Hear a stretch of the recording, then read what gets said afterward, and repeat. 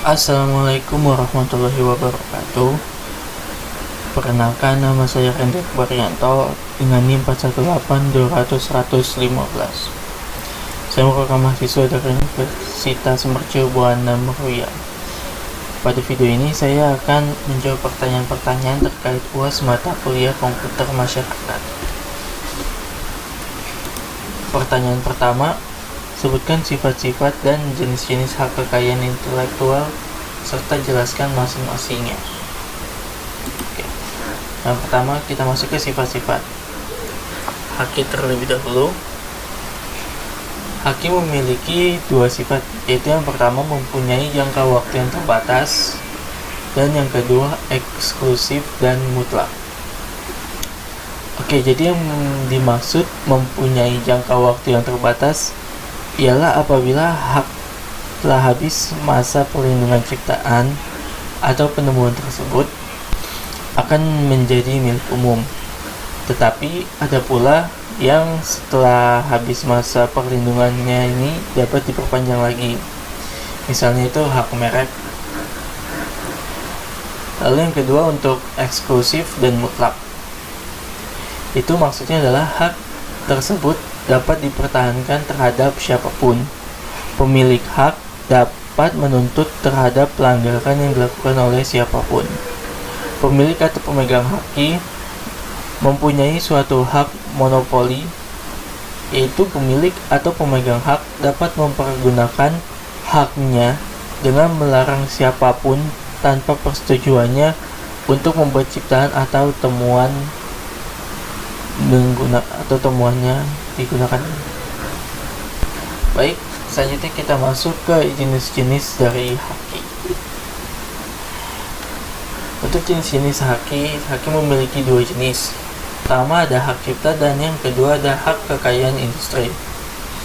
Lalu apa itu yang dimaksud dengan hak cipta? Hak cipta adalah hak eksklusif pencipta yang timbul secara otomatis berdasarkan prinsip deklaratif setelah suatu ciptaan diwujudkan dalam undangan. Hak cipta merupakan salah satu bagian dari hak kekayaan intelektual yang memiliki ruang lingkup cukup luas maksudnya. Yang pertama itu karena mencangkup ilmu pengetahuan, seni dan sastra atau art dan literary, yang di dalamnya mencakup pula program dari komputer,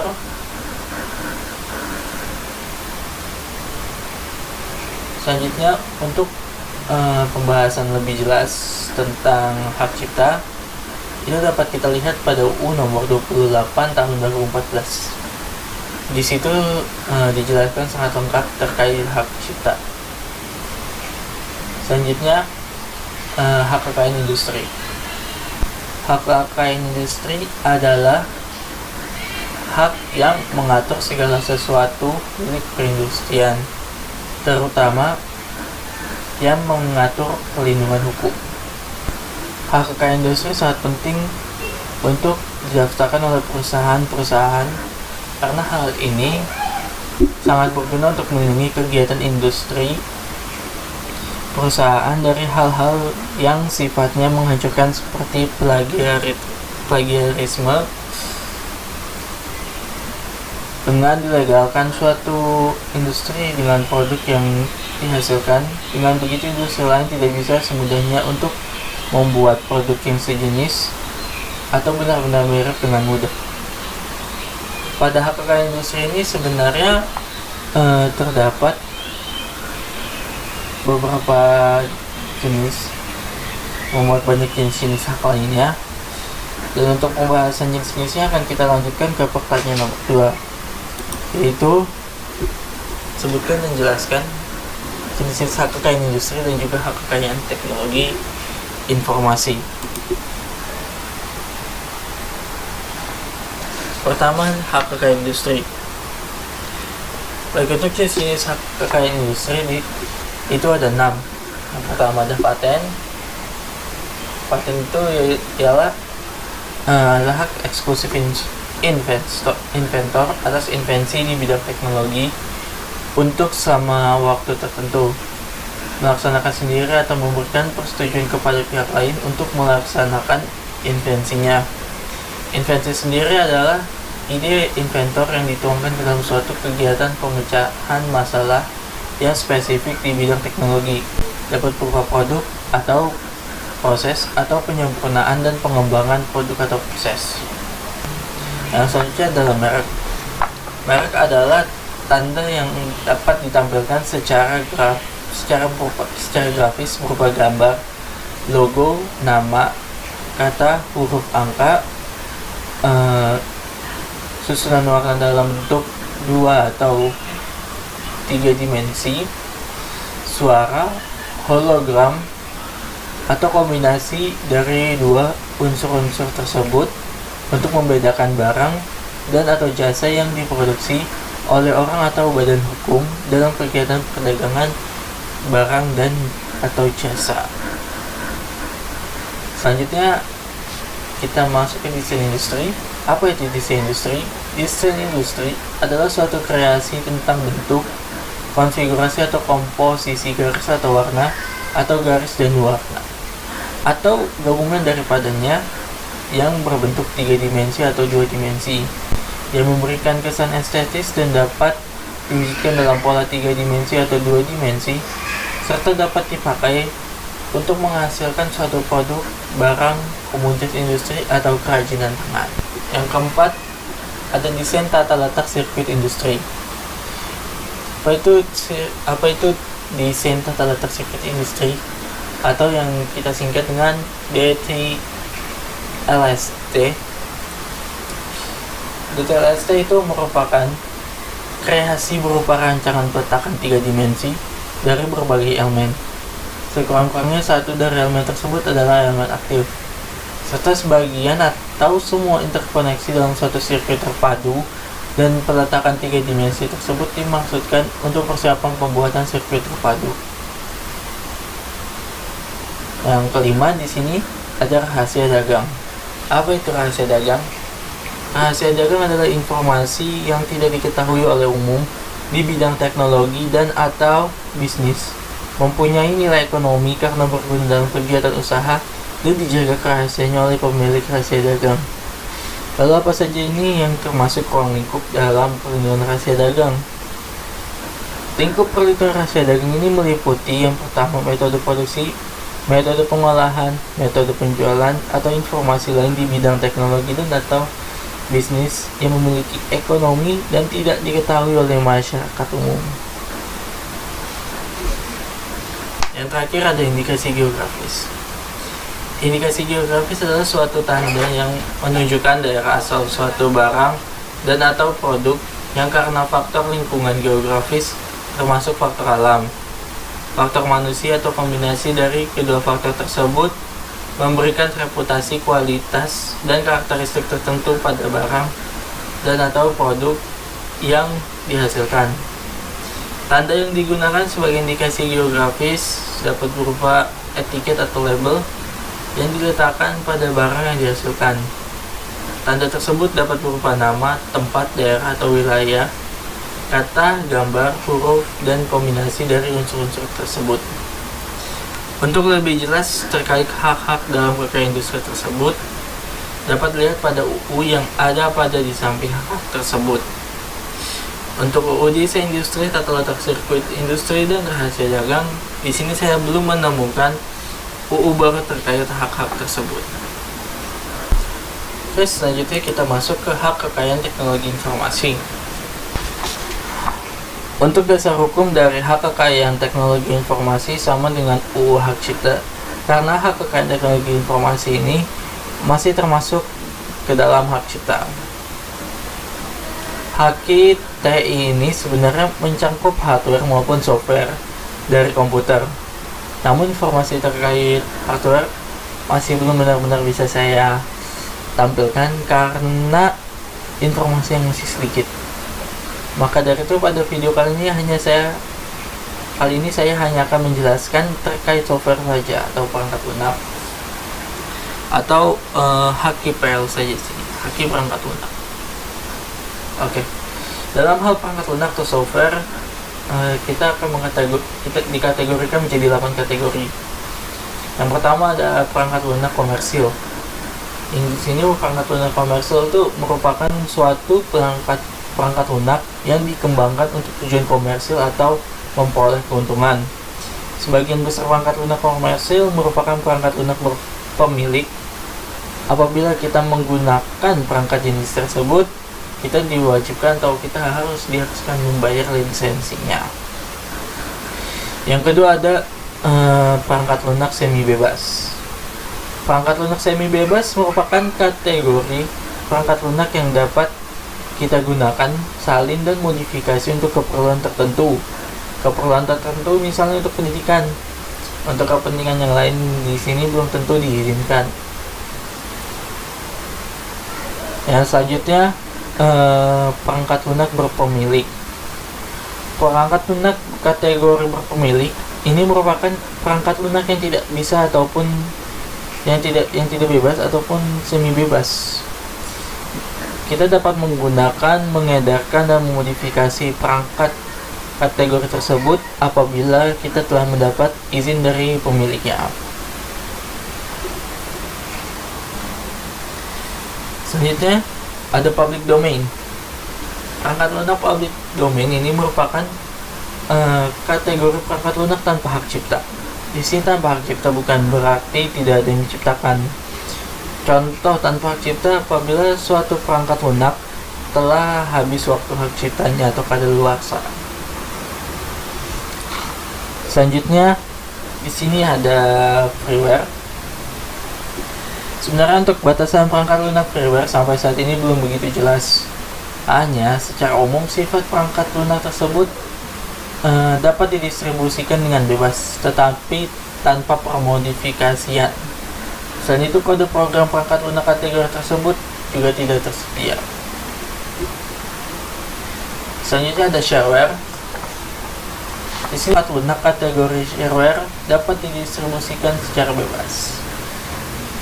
Akan tetapi apabila digunakan secara terus-menerus, pengguna harus mendapat lisensi atau membayar. Pada praktiknya ada pengguna yang tidak membayar lisensi dan tidak peduli terhadap lisensi yang ada pada ketentuan perangkat lunak tersebut. Selanjutnya ada General Public License atau disingkat GPL.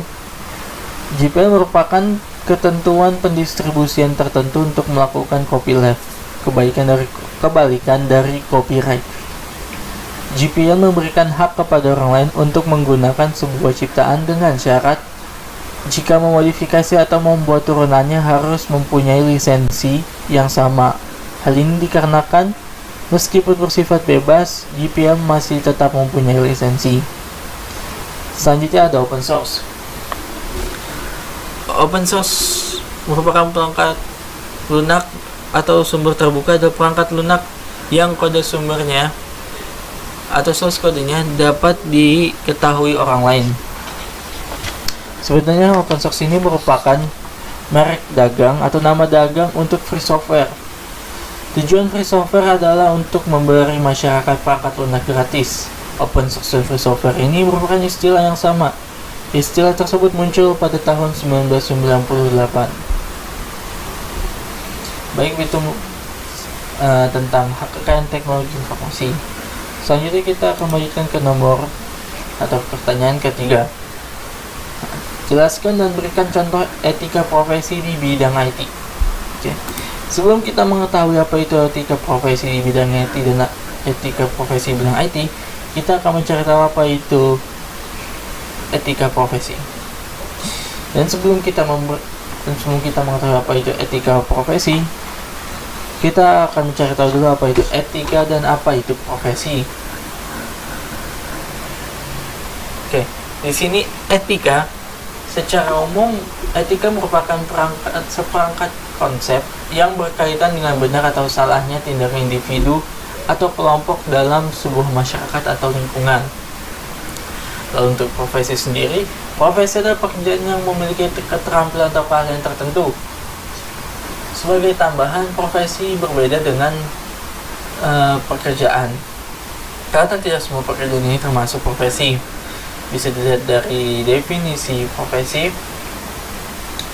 Di sini untuk sebuah pekerjaan menjadi sebuah profesi, diperlukan keahlian khusus di dalam melakukan pekerjaan tersebut. Contohnya di sini kita bisa mengambil dokter, pilot, programmer, dan masih banyak sebagainya. Oke, jadi pertanyaan yang sebenarnya adalah apa itu etika profesi? Etika profesi adalah suatu paduan profesionalisme yang ada di dalam dunia kerja. Begitu mudahnya. Jadi yang dimaksud etika profesi di sini tinggal kita tambahkan saja arti di belakang definisinya. Karena apapun profesinya pasti memiliki etika profesi di dalamnya. Oke, setelah mengetahui pengertian dari etika profesi, sekarang kita lihat di sini merupakan salah satu contoh etika profesi dari banyaknya profesi di bidang IT, yaitu profesi sistem analis. Di sini terdapat etika-etika yang harus dan wajib ada pada sistem analis, khususnya pada sistem analis. Yang pertama di sini, seorang sistem analis tidak boleh membuat sistem yang sulit dengan sengaja untuk membingungkan atau tidak akurat. Selanjutnya, seorang sistem analis tidak boleh menggunakan sistem yang telah ada sebelumnya dengan hak cipta kecuali telah membeli atau telah meminta izin. Tidak boleh mencari keuntungan tambahan dari proyek yang didanai oleh pihak kedua tanpa izin. Tidak boleh mencuri software khususnya development tools. Tidak boleh menerima dana tambahan dari berbagai pihak eksternal dalam suatu proyek secara bersamaan kecuali mendapatkan izin. Tidak boleh membuat sistem yang dengan sengaja menjatuhkan sistem lain untuk mengambil keuntungan dalam menaikkan status. Yang selanjutnya, tidak boleh membeberkan data-data penting karyawan dalam perusahaan. Tidak pernah mengambil keuntungan dari pekerjaan orang lain, dan terakhir tidak boleh mempermalukan profesinya. Oke, tadi sekian untuk pembahasan dari etika profesi IT dan juga contohnya itu sistem analis. Selanjutnya kita masuk ke pertanyaan keempat, jelaskan pengertian dari masyarakat informasi. Sebelum masuk ke pengertian tentang masyarakat informasi, berbicara tentang masyarakat informasi sendiri, di Indonesia itu selalu dikaitkan dengan era globalisasi yang isunya ini mulai berkembang setelah terjadinya reformasi pada tahun 1998 dan semakin hari semakin berkembang cukup pesat. Walaupun demikian, sebenarnya konsep masyarakat informasi ini sudah muncul pada tahun 1970-an dari para ilmuwan dengan sudut pandang dan definisi yang berbeda-beda. Oke, ini merupakan sudut pandang atau definisi yang telah dikemukakan oleh para ilmuwan. Yang pertama di sini ada Daniel Bell pada tahun 1973. Ia menggunakan istilah post-industrial society untuk menggambarkan masyarakat informasi. Untuk menyebut masyarakat informasi yaitu pergantian produksi barang kepada sistem pengetahuan dan inovasi pelayanan terhadap sebagai strategi dan sumber transformasi dalam masyarakat. Yang selanjutnya ada Fritz Machlup pada 1983. Dia memperkenalkan istilah knowledge industry untuk menggambarkan masyarakat industri. Fritz dengan di sini membedakan 5 sektor pengetahuan, yaitu pendidikan, penelitian, dan pengembangan media massa, teknologi informasi, dan layanan informasi. Selanjutnya ada Masuda. Masuda mengemukakan bahwa masyarakat informasi di sini pada masyarakat informasi terjadi transisi di mana produksi nilai-nilai informasi menguasai perkembangan masyarakat. Selanjutnya menurut William G. Martin,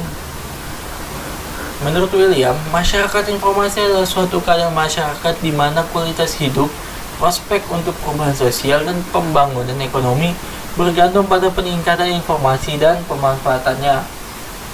Oke, dari definisi-definisi yang disampaikan para ilmuwan di atas, dapat kita katakan bahwa definisi secara umum dari masyarakat informasi adalah sebagai berikut.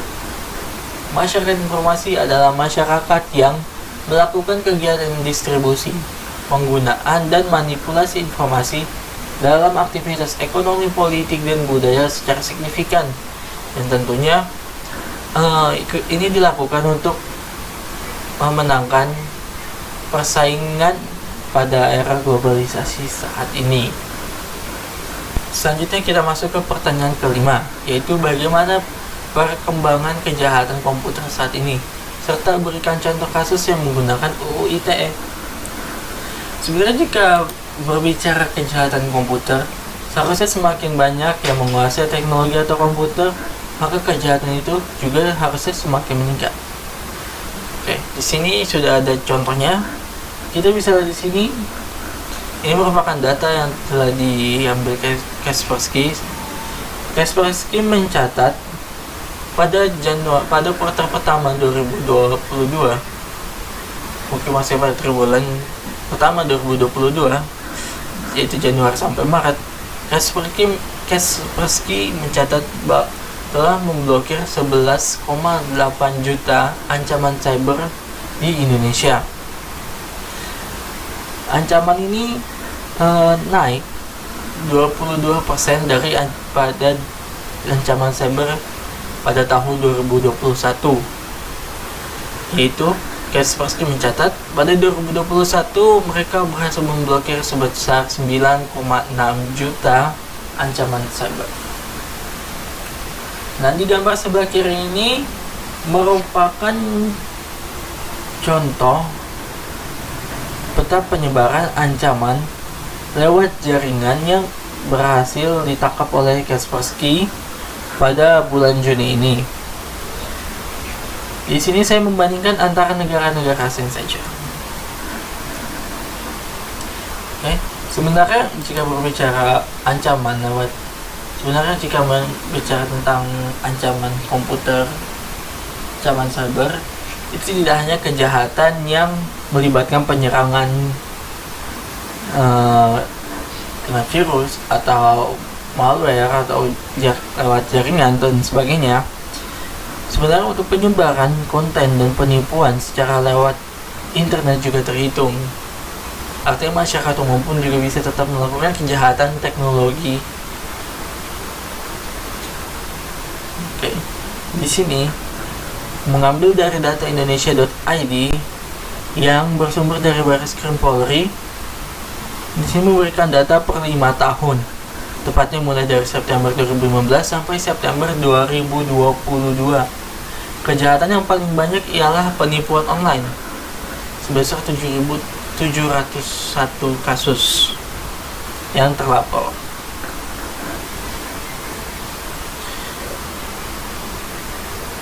Nah, salah satu contoh kejahatan komputer yang sempat terjadi baru-baru ini merupakan adalah penipuan bantuan kuota pendidikan. Di sini benar pemerintah akan memberikan kuota subsidi pendidikan. Namun untuk nominal, bukan nominal saja, pendaftaran dilakukan itu seharusnya melalui instansi-instansi pendidikan masing-masing. Namun dalam pesan berantai ini, para korbannya bisa mendaftarkan diri mereka secara mandiri. Dan pesan berantai ini umumnya tersebar di aplikasi WhatsApp.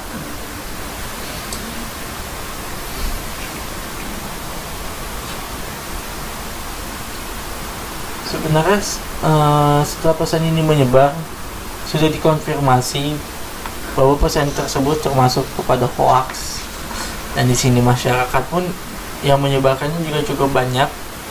Jadi banyak masyarakat juga yang sebenarnya harusnya terkena UU ITE, namun karena tidak mengetahuinya maka tidak tertahan, dan juga jumlahnya juga cukup banyak. Dan sebenarnya informasi tentang kasus ini masih belum diketahui siapa yang menjadi dalangnya, lalu apa dasar penyebaran berita tersebut. Dan sebenarnya kasus serupa, kasus ini banyak sekali menyebar dengan motif yang sama, yaitu subsidi pulsa. Dan kasus ini sebenarnya mulai menyebar dari awal pandemi 2021, setelah pemerintah memberikan memberikan pernyataan bahwa akan ada subsidi kuota untuk para pelajar, mahasiswa, guru, dosen. Dan kasus ini sebenarnya terus menyebar sampai sekitar 2021 akhir, dan di foto ini merupakan salah satu dari pesan berantai tersebut. Kita masuk ke pertanyaan ke-6. Jelaskan secara singkat kegiatan pengabdian kepada masyarakat yang telah kalian lakukan. Oke, kegiatan pengabdian masyarakat yang saya lakukan bersama dengan kelompok ialah membuat sebuah pelatihan untuk mendesain website. Di sini kami memberikan pelatihan tersebut pembuatan website dengan aplikasi Canva. Jadi kami hanya menggunakan kami hanya membuat desain dari websitenya saja, tidak sampai melakukan pemrograman untuk membuat UI dan UX-nya.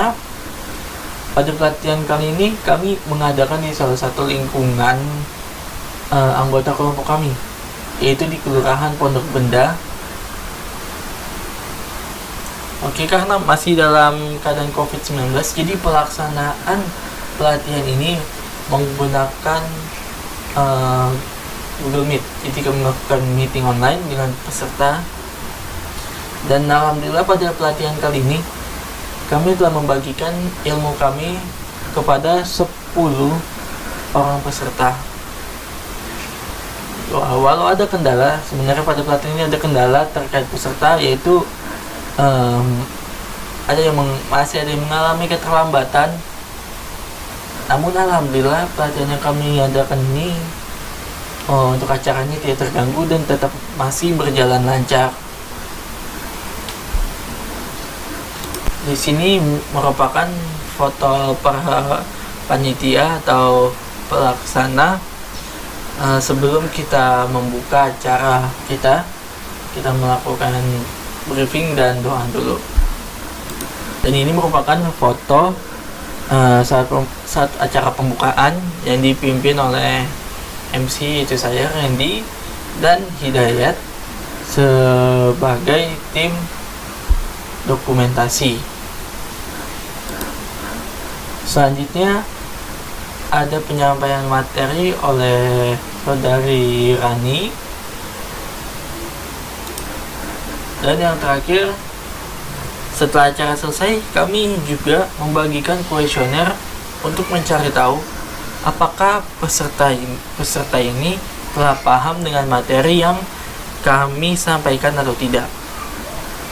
Dan alhamdulillah menurut hasil penilaian kami menyatakan peserta sudah cukup paham dengan apa yang telah kami sampaikan. Dan di gambar ini merupakan salah satu contoh dari soal dan juga jawaban dari masing-masing peserta. Oke, sekian dari video saya kali ini. Kurang lebihnya mohon maaf. Wassalamualaikum warahmatullahi wabarakatuh.